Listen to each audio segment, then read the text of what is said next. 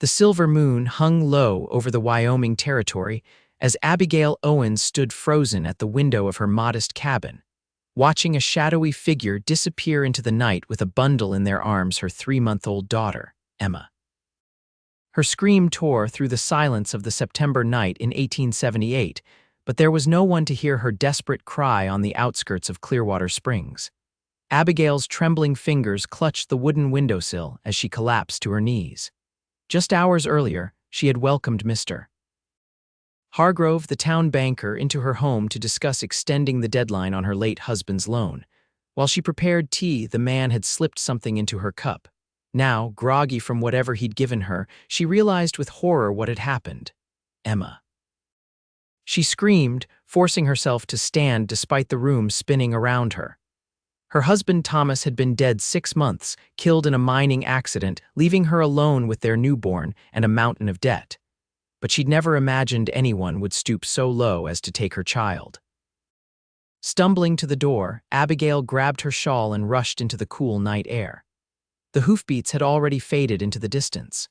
With tears streaming down her face, she ran toward town, her legs weak and her vision blurry from whatever drug Hargrove had given her. The main street of Clearwater Springs was quiet at this late hour, with only the saloon showing signs of life. Light spilled from its windows, along with raucous laughter and piano music. Abigail hesitated at the entrance, knowing a respectable woman had no business entering such an establishment. But her daughter's life was at stake. She pushed through the batwing doors, immediately drawing the attention of every man in the room. Conversations halted, and the piano player's fingers froze mid-melody. Abigail's hair had come loose from its pins, cascading down her back, and her dress was rumpled from her desperate run into town. "Please," she gasped, scanning the room. "Someone has taken my baby. Mr. Hargrove, he put something in my tea and took Emma." Most men averted their eyes, uncomfortable with her distress or unwilling to get involved. But from a corner table, a tall figure rose. He wore a dark hat pulled low over his eyes, a leather vest over a faded blue shirt, and well-worn chaps. His spurs clinked against the wooden floor as he approached. "Madam," he said, his voice deep and steady, "when did this happen?" "Just now, maybe 20 minutes ago. I was drugged, but I saw someone riding away with my baby." Abigail struggled to keep her voice from breaking. The stranger's eyes narrowed. "Hargrove, you say, the banker?" She nodded frantically. "Please, I don't know who else to turn to." The man studied her face for a moment, then gave a curt nod. "Name's Quentin Blackwood. I'll help you find your child." Relief washed over Abigail, though fear still gripped her heart. "Thank you, Mr. Blackwood. I'm Abigail Owens." "We need to move fast," Quentin said, already heading for the door. "Do you have any idea where they might be taking her?" "No," Abigail replied, hurrying to keep up with his long strides. "But Mr. Hargrove has been pressuring me to sell my land since Thomas died. He mentioned investors from back east looking for property." Quentin led her to the hitching post where a magnificent black stallion stood. "Hargrove's been mixed up with some unsavory types lately. Word is he's in debt to some big players in Denver." "What does that have to do with my baby?" Abigail asked, her voice rising with panic. Quentin's expression darkened. "Some folks will pay good money for infants they can raise as their own, especially Eastern City folk who can't have children." Horror dawned on Abigail's face. "They're going to sell my Emma, not if we catch them first." Quentin mounted his horse and reached down to help her up. "We need to check if Hargrove's still in town." Abigail took his hand and swung up behind him, settling uncomfortably on the horse's back. She had never ridden astride before, but propriety was the last thing on her mind. She hesitantly placed her hands on Quentin's sides. "Hold tight," he instructed, and she wrapped her arms around his waist as the horse lurched forward. They rode first to the bank, where a light still burned in the upper window. Quentin dismounted and helped Abigail down. "Stay behind me," he whispered, drawing a revolver from his holster. They approached the side entrance, and Quentin tried the door. Finding it unlocked, he pushed it open slowly. They climbed the stairs to Hargrove's office, where voices could be heard through the closed door. "The mother won't be a problem," Hargrove was saying. "By morning, she'll be too disoriented to remember what happened. We'll tell everyone the child died of fever." "And the buyer is willing to pay the full amount?" asked another voice Abigail didn't recognize. "$500 cash," Hargrove replied. "Enough to cover my debts and then some." "The couple from Boston will be here on tomorrow's train. They think they're adopting an orphan whose mother died in childbirth." Quentin's jaw tightened. He glanced at Abigail, whose face had drained of color. With a nod to prepare her, he kicked open the door. Hargrove and another man, the town's deputy sheriff, Abigail realized with shock, stood over a wooden crate lined with blankets. Inside, Emma lay sleeping peacefully, unaware of the transaction taking place. "Step away from the child," Quentin commanded, his gun leveled at the men. Hargrove's face contorted with anger. "Blackwood, this is none of your business. You're selling a child that isn't yours to sell. I'd say that makes it everyone's business." Quentin's voice was ice cold. The deputy reached for his gun, but Quentin was faster. "Don't," he warned. "I've got no quarrel with shooting a man who steals babies." Abigail rushed past Quentin to the crate, gathering Emma into her arms with a sob of relief. The baby stirred but didn't wake. "You drugged me and stole my child," she accused Hargrove, tears streaming down her face. "How could you?" "You can't prove anything," Hargrove sneered. "It's your word against ours." Quentin stepped forward. "Actually, she can. I've been watching you for weeks, Hargrove. The territorial marshal sent me to investigate rumors about your business dealings. Selling children wasn't on the list of suspicions, but it'll certainly interest the judge." The color drained from Hargrove's face. "You're bluffing. You're just a drifter." Quentin reached into his vest and withdrew a badge. "United States Marshal, and you're under arrest." The deputy made a break for the door, but Quentin tripped him with an outstretched boot, sending him sprawling across the floor. "You too, Wilson. The marshal will be real interested to hear how the local law is involved in child trafficking." Within the hour, both men were locked in the town jail, and Quentin had sent a telegram to the territorial marshal requesting immediate assistance. Abigail sat in the sheriff's office, cradling Emma, who had awakened and was contentedly nursing beneath a blanket. "I don't know how to thank you, Marshal Blackwood," she said softly, looking up at him with gratitude. "Quentin is fine," he replied, pouring 2 cups of coffee and offering one to her. "And no thanks needed. It's my job." "Is it your job to escort distressed women into saloons and ride through the night to rescue babies?" Abigail asked with the hint of a smile. A ghost of a smile touched Quentin's lips. "Not specifically, but I find it's generally the right thing to do." "Well, I'm grateful all the same." Abigail looked down at Emma's peaceful face. "I don't know what I would have done if," her voice broke. "But it didn't happen," Quentin said gently. "She's safe now." "For how long?" Abigail whispered. "Hargrove was right about one thing: I can't pay the loan. Once he's dealt with, the bank will still foreclose on our home." Quentin was quiet for a moment. "What skills do you have, Mrs. Owens?" "Abigail, please," she corrected. "I was a school teacher before I married Thomas. I've been taking in laundry and mending since he died, but it's barely enough for food, let alone the loan payments." "Clearwater Springs could use a proper school," Quentin observed. "Most mining towns focus on saloons before education." "I've approached the town council about it, but they claim there's no money for a teacher's salary or a building." Quentin nodded thoughtfully. "Let me see what I can do. For now, you and Emma should get some rest. I'll escort you home." The ride back to Abigail's cabin was quiet, both of them lost in their own thoughts. Emma slept peacefully in a sling Abigail had fashioned from her shawl.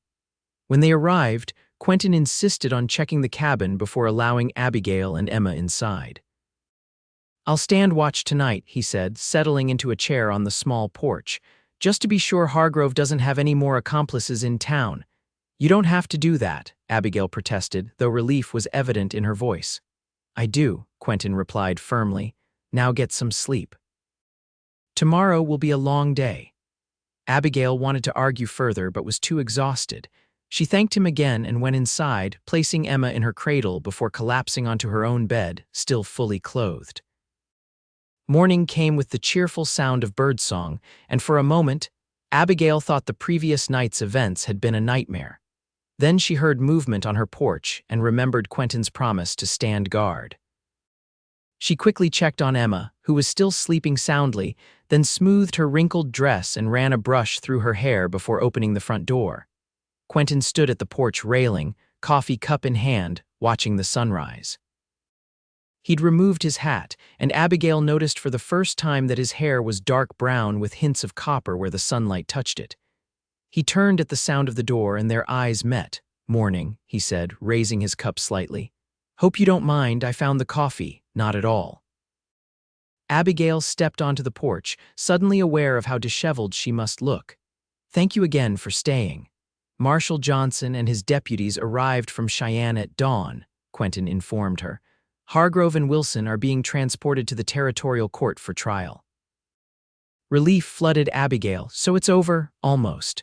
Quentin set down his cup. "There's still the matter of your home and Emma's future." Abigail's relief dimmed. "I don't expect you to solve all my problems, Marshal," Quentin, he reminded her. "And I may have a solution if you're willing to hear it." Curious, Abigail nodded. "The town needs a school," Quentin began, "and you need income. I spoke with some influential men in town last night while you were sleeping.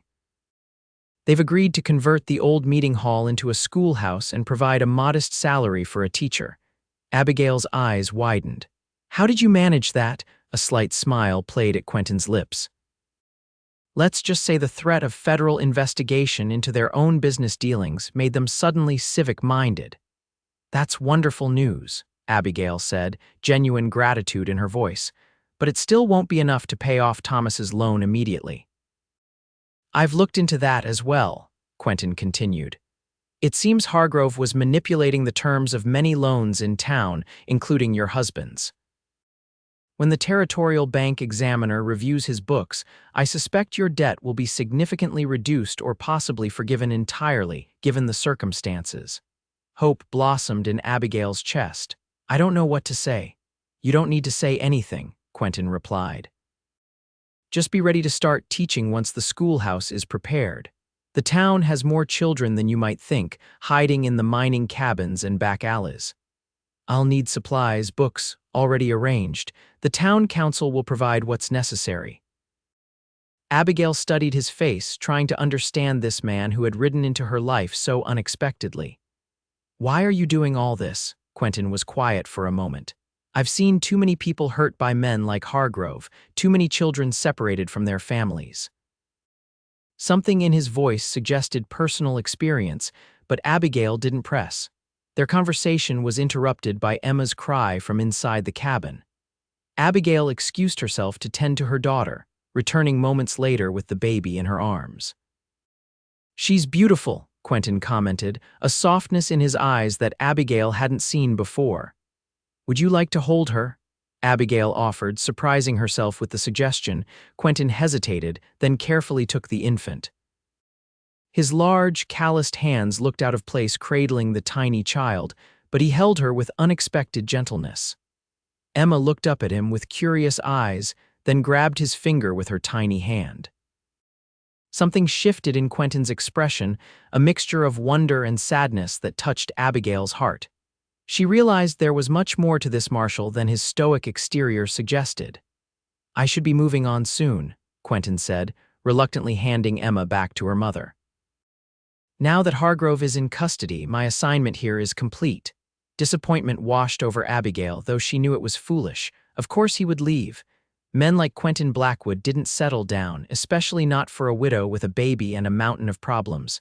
"Where will you go next?" she asked, trying to keep her voice casual. "The Marshal has another case for me in Montana Territory, train robbery gang causing trouble along the northern route." "Sounds dangerous," Quentin shrugged. "It's the job." Over the next few days, Quentin remained in Clearwater Springs, helping establish Abigail in her new role as the town's teacher. True to his word, the old meeting hall was quickly converted into a modest schoolhouse, complete with desks, slates, and books. Word spread through town, and mothers began appearing at Abigail's door, eager to enroll their children. As promised, the bank examiner arrived from Cheyenne and discovered numerous irregularities in Hargrove's books. Abigail's loan was among many that had been unfairly inflated with excessive interest and fabricated fees. With these removed, Her debt was reduced to a manageable amount that her teacher's salary would cover with regular payments. Through it all, Quentin remained close by, offering assistance and protection. Abigail found herself looking forward to their evening conversations on her porch after Emma was asleep.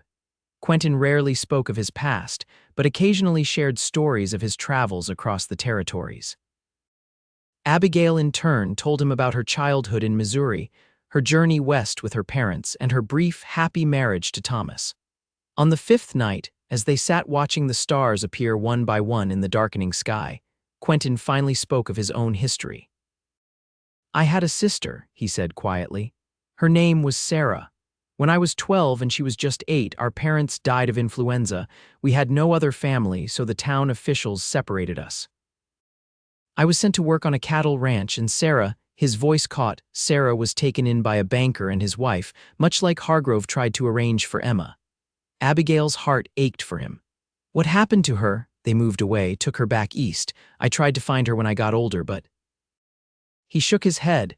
"It's why I became a marshal, to protect families, keep them together if I could." Impulsively, Abigail reached out and placed her hand over his. "I'm so sorry, Quentin."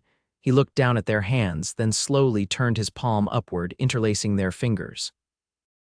The simple gesture sent a flutter through Abigail's chest. "When I saw you in that saloon," he said, "desperate to find your child, I knew I couldn't let another family be torn apart." Their eyes met in the dim light, and Abigail felt something shift between them, a connection deeper than gratitude or friendship. For a brief moment, she thought he might lean closer, but the cry of a nighthawk broke the spell, and Quentin gently released her hand. "It's getting late," he said, rising from his chair. "You should get some rest. The school opens tomorrow." Abigail nodded, hiding her disappointment. "Will you be there for the opening?" "Wouldn't miss it," Quentin promised, placing his hat on his head and tipping it slightly before descending the porch steps. The schoolhouse opening the next day was a success beyond Abigail's expectations. 23 children of various ages arrived with their parents, filling the modest building to capacity. Quentin stood at the back of the room as Abigail gave her welcoming speech, pride evident in his eyes. After dismissing the children for the day, Abigail found Quentin waiting outside with Emma in his arms. Mrs. Peterson, an elderly widow who had agreed to watch the baby during school hours, stood beside him. She started fussing, Mrs. Peterson explained, and this young man offered to walk with her. Calmed right down, she did. Abigail took Emma from Quentin, noticing how natural he looked holding her daughter. "You have a way with her," she commented. "She's an easy child to like," Quentin replied, a rare full smile brightening his face. As they walked back toward Abigail's cabin, he grew more serious. "I received a telegram this morning. I'm needed in Helena by the end of the month." Abigail's heart sank, though she'd been expecting this. "When will you leave?" "I should head out by the end of the week to make it in time." He hesitated. "Unless I had reason to send word that I'd be delayed." The implication hung in the air between them. Abigail stopped walking and turned to face him. What reason might that be? Quentin's eyes searched hers. "I'm not good with fancy words, Abigail. I've spent most of my life alone, moving from one assignment to the next. But these past days with you and Emma," he took a deep breath, "I find myself not wanting to leave." Hope bloomed in Abigail's chest. "Then don't." "It's not that simple. My job, there are other jobs," Abigail said softly. "Ones that don't require you to chase train robbers or face down gunmen." "I don't know how to do anything else," Quentin admitted. "I think you do." Abigail stepped closer to him. "I've seen how you handle disputes between the townspeople, how you negotiated with the council for the school. You have a gift for justice that doesn't always require a gun." Quentin looked thoughtful.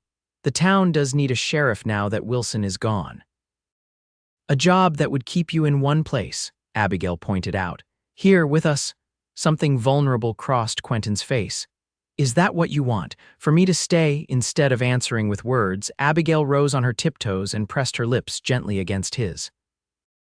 The kiss was brief but filled with promise. When she pulled back, Quentin's eyes were wide with surprise and something else, hope, perhaps. "I think," she said softly, "that Emma and I would both like very much if you stayed." Quentin's hand came up to cup her cheek. I'll send a telegram to Marshal Johnson in the morning.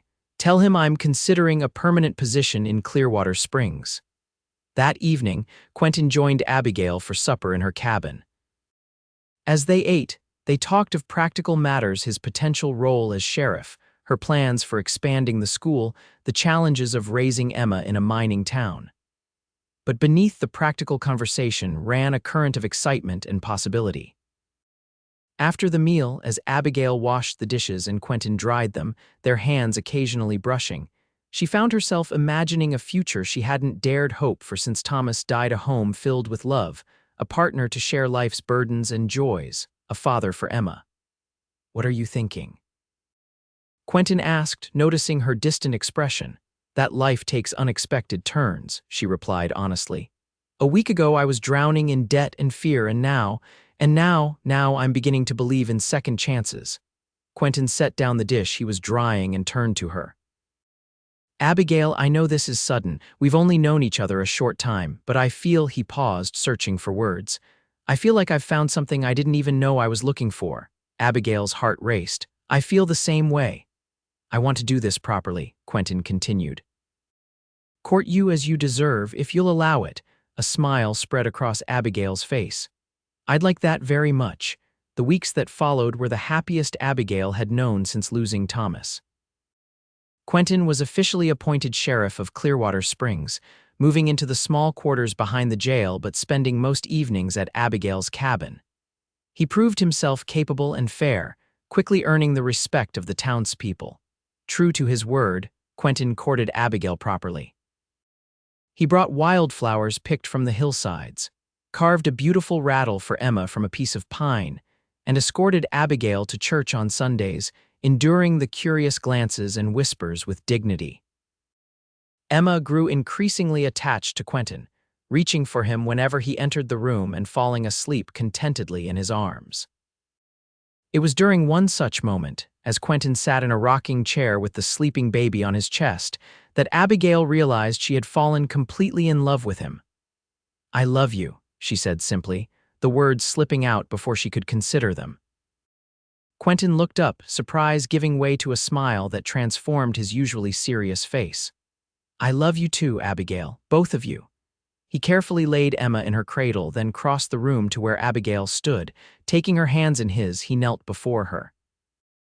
"I don't have a ring yet," he said, his voice husky with emotion, "but I can't wait another day to ask. Abigail Owens, will you marry me? Let me be a husband to you and a father to Emma." Tears filled Abigail's eyes as she nodded. "Yes," she whispered.